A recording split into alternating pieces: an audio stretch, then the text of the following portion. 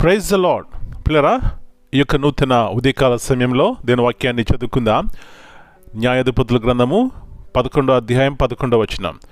Judges chapter 11 and verse 11.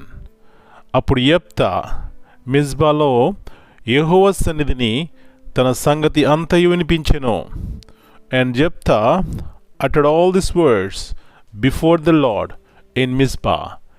యేసు ప్రభువారి అతి శ్రేష్టమైన ఘనమైన నామంలో పిల్లరా మీ అందరికీ శుభములు తెలియజేస్తున్నాను. మరి యొక్క శ్రేష్టమైన దినాన్ని దేవుడు మనకిచ్చారండి. ఆయనకి మనం కృతజ్ఞత ఆస్తులు చెల్లించాలి.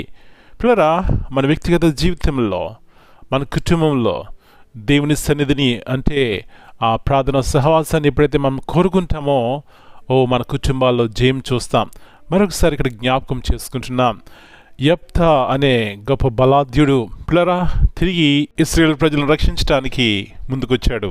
దేవుని యొక్క నామం మహింపరచడానికి తను చేసినటువంటి మొట్టమొదటి కార్యం ఏమిటంటే ఆ దేవునితో నిబంధన చేసుకున్నాడు. దేవుని దగ్గరికి వెళ్ళాడు. ఆ మొట్టమొదటి స్థానము దేవునికి ఇచ్చినాడు. పిల్లరా, మన యొక్క జీవితాల్లో, మన పోరాటాల్లో, యుద్ధాల్లో, ఈ యొక్క యాత్రలో మనం జయం చూడాలంటే, దేవుని యొక్క కార్యములు మన జీవితంలో చూడాలంటే దేవుని సన్నిధిని ప్రేమించాలి. ప్రభువా, ఈ యొక్క పరిస్థితి కూడా నేను వెళ్తున్నాను, ఈ యొక్క సమస్యలో నేను ఉన్నాను, లేకపోతే ఇది చేస్తున్నాను, మీ చిత్తం ఏమిటి అని పిల్లరా ఆ ప్రార్థన మన జీవితంలో ఉన్నప్పుడు దేవుడు మనకు సహాయం చేస్తారండి, జయమిస్తారండి. మన కుటుంబాల్లో ఉన్నటువంటి ఆ నెమ్మది లేని పరిస్థితి, అసమాధానము తీసివేసి ఎంతో క్షేమకరమైనటువంటి జీవితాన్ని మనకిస్తారు. పిల్లరా, యెఫ్తా బలాఢ్యుడే, కానీ తన బలాన్ని మీద ఆధారపడలేదు, కానీ దేవుని సన్నిధిని ప్రేమించి దేవుని మీద ఆధారపడ్డాడు. ఆ ఇశ్రాయేలు ప్రజలకు గొప్ప జయం తీసుకొచ్చినాడు. అలాంటి కృప మన కుటుంబాల్లో ఉన్న ప్రతి ఒక్కరికి దేవుడు దయచేయను గాక. ప్రార్థన చేసుకుందాం. ప్రభువా, మీ పరిశుద్ధమైన అతి శ్రేష్టమైన నామం బట్టి మీకు వందనాలు చెల్లిస్తున్నాం. తిరిగి నాయన ఉదయకాల సమయంలో యెఫ్తా యొక్క జీవితాన్ని జ్ఞాపకం చేస్తున్నారు. యెఫ్తా బలాఢ్యుడే, కానీ ప్రభువా తన బలాన్ని మీద ఆధారపడలేదు, కానీ దేవుని మీద ఆధారపడి మీ వద్దకు వచ్చి మీకు మొరపెట్టినాడు. ముందున్నది యుద్ధము, తను చేయలేడు, కానీ మీ సహాయం ఉంటే చేయగలడు.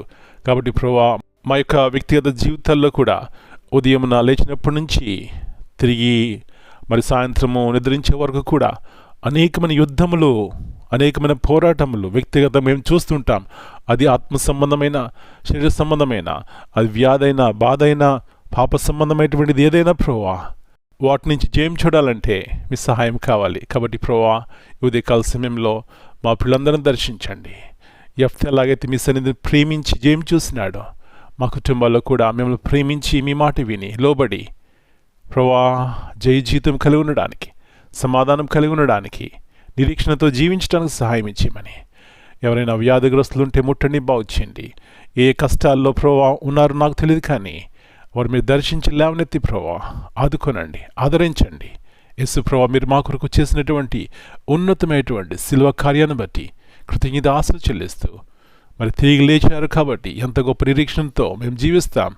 అలాంటి నిరీక్షణతో ప్రభువా మా జీవితాలు, మా కుటుంబాలు ఉండడానికి సహాయం ఇచ్చేయమని ఈ దినమంతా మెరికల కింద భద్రపరిచి ప్రతి కీడు అపాయాన్ని తప్పించమని యేసయ్య అతి పరిశుద్ధమైన ఘనమైన నామమును బట్టి ప్రార్థన చేస్తున్నాను తండ్రి.